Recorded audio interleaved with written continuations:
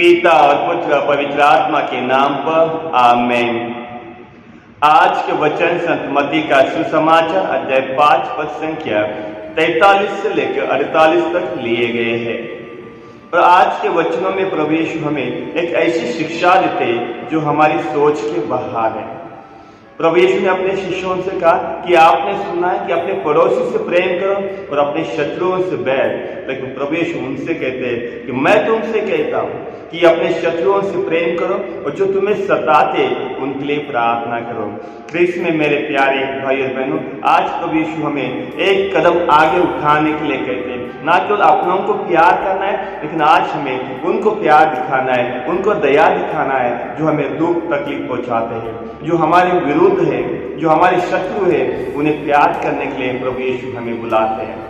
और साथ ही साथ प्रभु यीशु ने अपने शिष्यों से आखिरी में कहा कि जैसे तुम्हारा स्वर्गीय पिता परिपूर्ण है वैसे तुम परिपूर्ण बनो। आज हमें हमारे स्वर्गीय पिता जैसे दयालु, आज हमें उसके जैसे क्षमाशील बनने के लिए प्रभु यीशु कहते हैं। तो चलिए ये 40 में कलीसिया हमें मौका देते हैं प्रभु यीशु के जैसे बनने के लिए, उसके जैसे स्वभाव को धारण करने के लिए।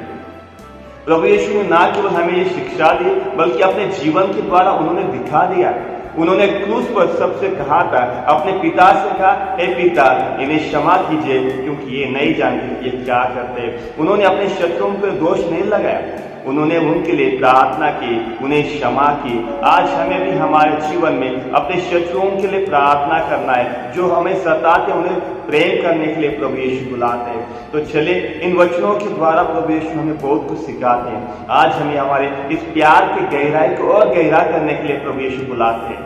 कल के वचनों में हम लोगों ने सुना था कि आप जब तक आपकी धार्मिकता उन फरीसी और शास्त्रियों से गहरी नहीं होती, तब तक आप स्वर्गराज में प्रवेश नहीं करेंगे। लेकिन आज प्रभु यीशु हमें फिर से याद दिलाते हैं कि जब तक हम अपने स्वर्गीय पिता के जैसे दयालु नहीं बनते, उसके जैसे क्षमा करने वाले नहीं बनते, प्यारे नहीं बनते, तब तक हम स्वर्गराज का अनुभव नहीं करने वाले। और इसीलिए आज हमारे धार्मिकता को बढ़ाने का मतलब हमारा प्रार्थनामय जीवन को बढ़ाना है, हमारा प्रेम करने का जीवन को बढ़ाना है, दया क्षमा दिखाने के लिए प्रभु यीशु हमें बुलाते हैं। और ये ईश्वर के वचन आज हमें सिखाते हैं। ये हमारे लिए असंभव है, लेकिन ईश्वर के लिए संभव है।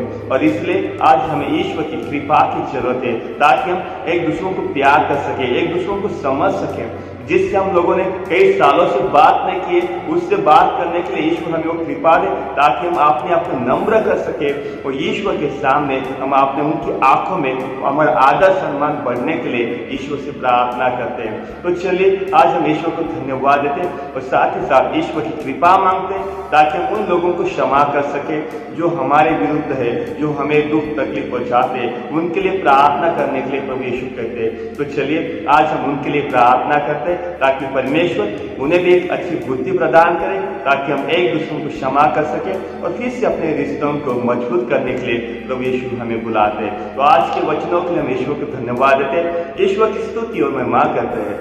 पिता पुत्र पवित्र आत्मा की बड़ाई होवे, जैसे वो आदि में अनंत काल तक सदा रहेगी। आमीन।